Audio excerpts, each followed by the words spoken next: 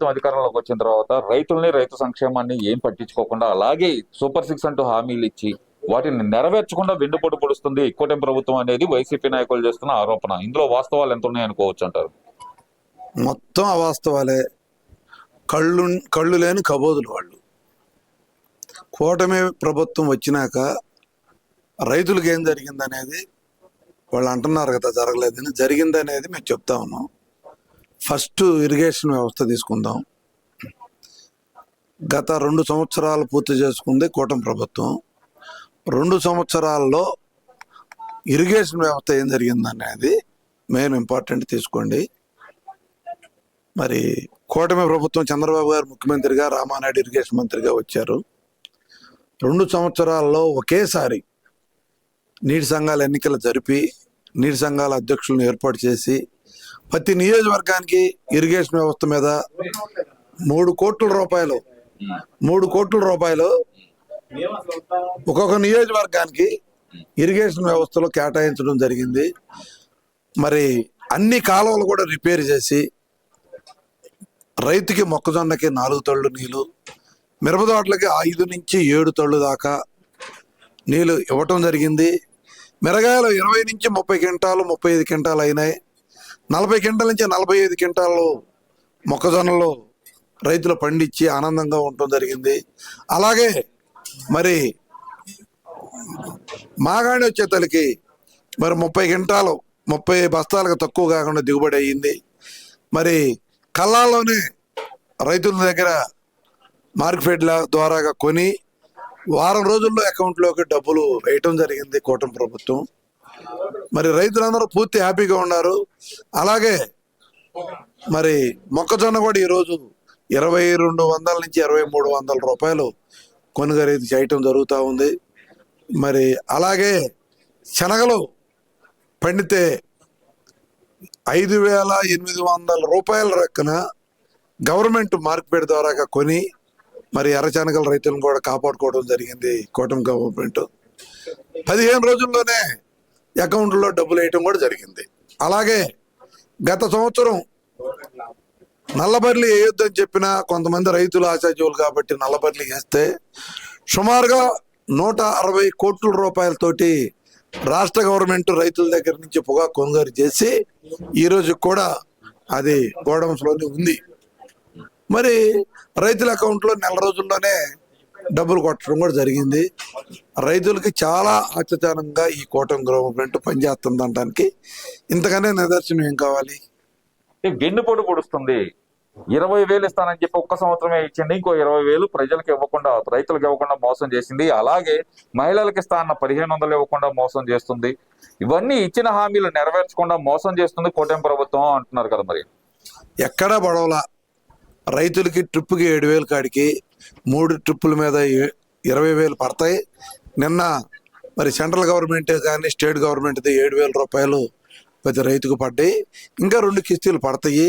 వీళ్ళు ఎన్ని ఏడ్చినా ఇది జరిగేది. ఈ అభివృద్ధి రైతుల అకౌంట్లో డబ్బులు పడుతున్నాయి.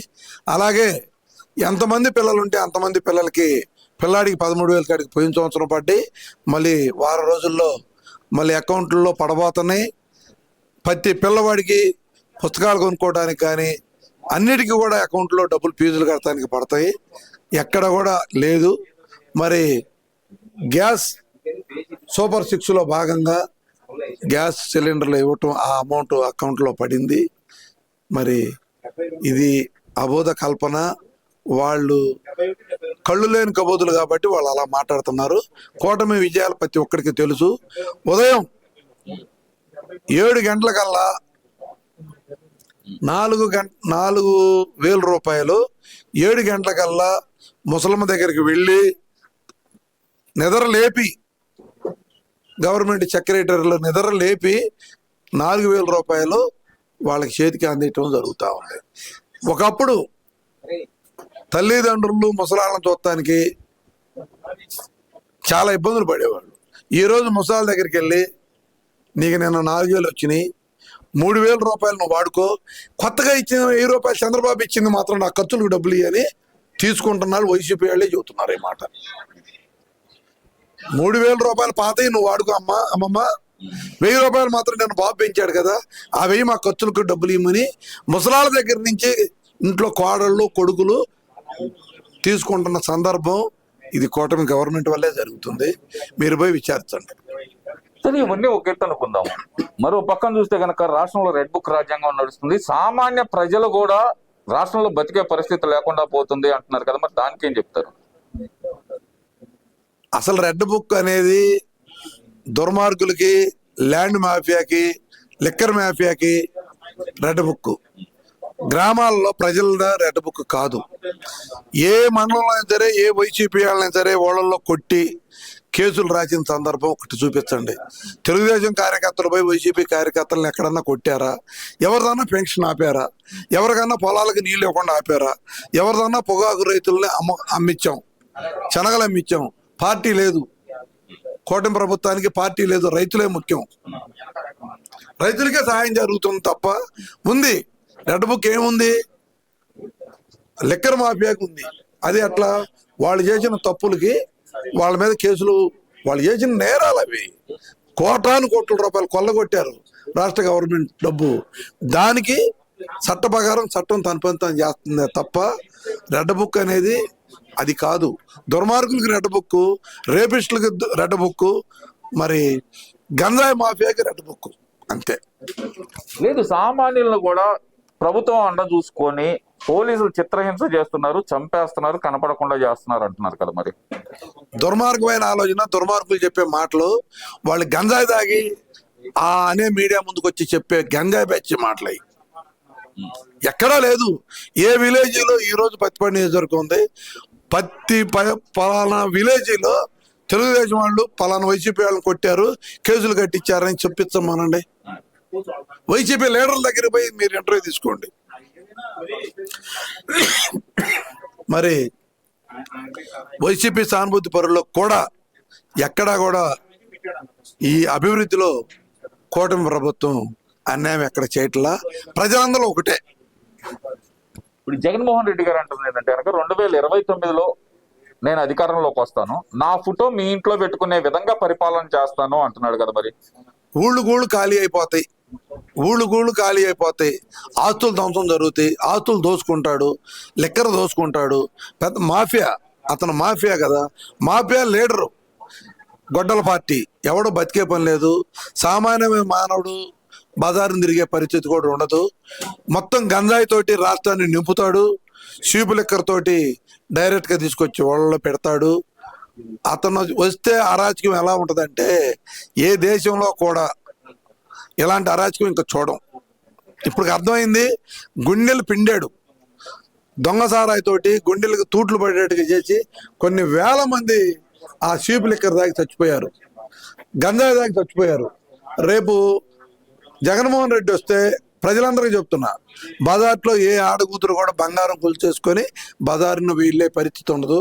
కార్లు ఆపుతారు, బంగారం తీసుకుంటారు, నడిచెళ్ళే వాళ్ళకి తాలుబొట్టులు తెగిపోతాయి, గంజాయి మాఫియా రోడ్ల మీదే కూర్చుంటారు. అసలు మామూలుగా మానవుడు అనేది బజార్లో తిరిగేలేదు. మాఫియా కింగ్, గంజాయి బ్యాచ్ మొత్తం రోడ్ల మీదే ఉంటుంది. ఇది అయ్యగారు వస్తే రేపు జరగబోయే పరిస్థితి అది ఆంధ్రప్రదేశ్లో. లేదు, నేను అధికారంలోకి వస్తాను 2029లో, 2027 డిసెంబర్ నుంచి పాదయాత్ర మొదలు పెడతాను, 2.0 పరిపాలన చూపిస్తాను, రప్ప. ఇది వాడు రఫా ఎవరికి గంజాయాలను తిప్పుకోవటమే.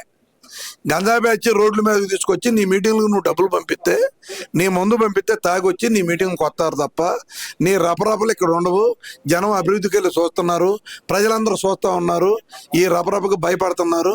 నీవు ఇక మళ్ళీ అధికారం రావడం అనేది నీ కళ్ళ. ఇక నువ్వు నిద్రపోతా కూడా అనుకోబాక. నువ్వు బెంగళూరులో నీ వ్యాపారాలు, నీ అక్రమ సంపాదనతో నువ్వు సామ్రాజ్యాన్ని సృష్టించావు. నీ వ్యాపారం చేసుకోవడం తప్ప ఆంధ్రప్రదేశ్ ప్రజలు అనేవాళ్ళు నీ అరాచక పాలన చూశారు. ఒక్కసారి అన్నప్పుడు నమ్మారు. నువ్వు అరాచక పాలన చూశారు. ఇక నీకు అధికారం అనేది కల్లా. మాది గొడ్డల పార్టీ అంటున్నారు, నిజమే మాది గొడ్డల పార్టీ. పరశురాముడి చేతిలోని గండ్ర గొడ్డల పార్టీ మాది అంటున్నారు కదా. మరి నువ్వు రాక్షసుడివి. నువ్వు సొంత బాబాయిని చంపావు, చెల్లెల్ని బయటికి నెట్టావు, తల్లిని బయటికి నెట్టావు. అసలు నువ్వు మనిషివే కాదు, నీ పాలనే మనుషులు కాదు. నీ మంత్రులు మొత్తానికి ఒక హిస్టరీ ఉంది. ఇవాళ కూటమి మంత్రులకి ఒక హిస్టరీ ఉంది. లోకేష్ విద్యా వ్యవస్థ ఎట్లా ఉందో చూడమనండి.